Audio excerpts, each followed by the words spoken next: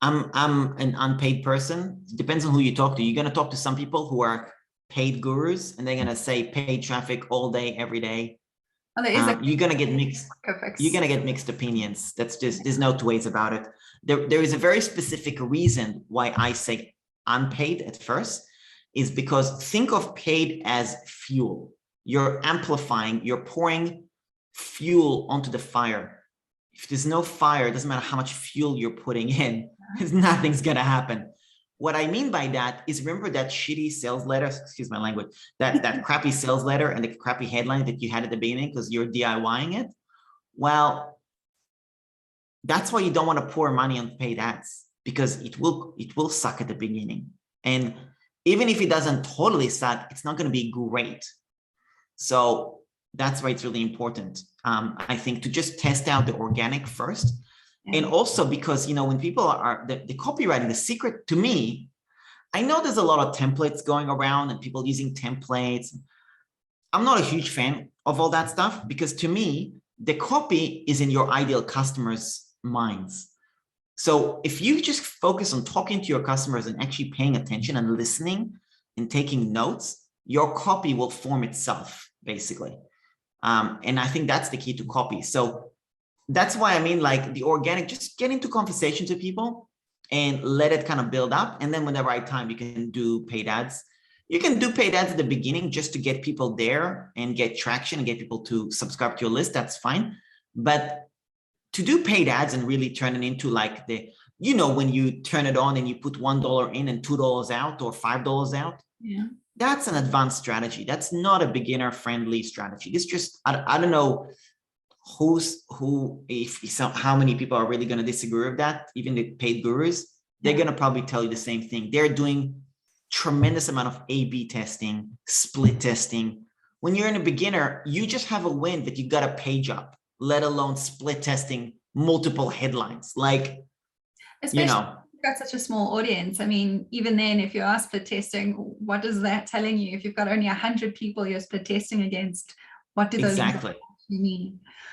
Exactly. Right. You need a real budget to split test, even to make it worth your while. And in the beginning, you don't have that budget. Most people don't. I know I didn't. Yeah, because to me, just because you needed something that needed nothing.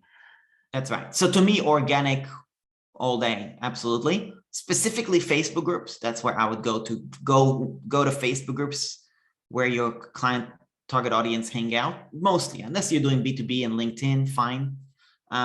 There is really one overriding rule to client acquisition and traffic source. Whether it's organic, paid, and all that, the secret goes under one simple phrase, and that is get in front of other people's audiences. Okay. So how do you get yourself in front of other people's audiences? Because are you aiming to kind of put yourself in front of their audience and see if any of your ideal customers exist in that audience? What are you looking for there?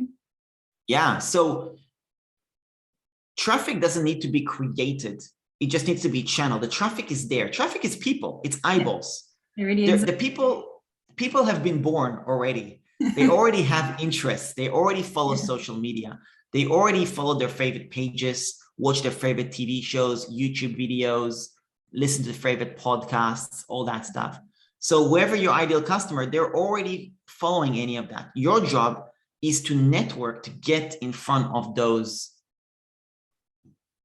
whether it's the podcaster. Now, obviously, you're not going to get on Jeff Walker's blog, guest blog, when you're a nobody.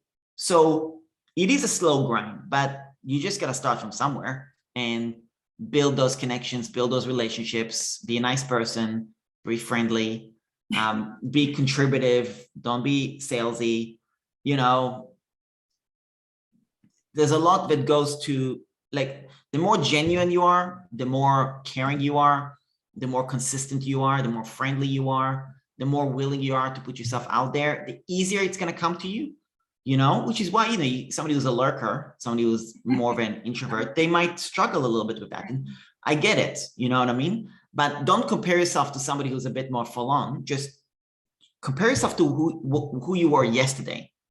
Because if you can just do a little bit better, if you can just 1% every day, just a little bit better every day, be a little bit, or every week even, you know?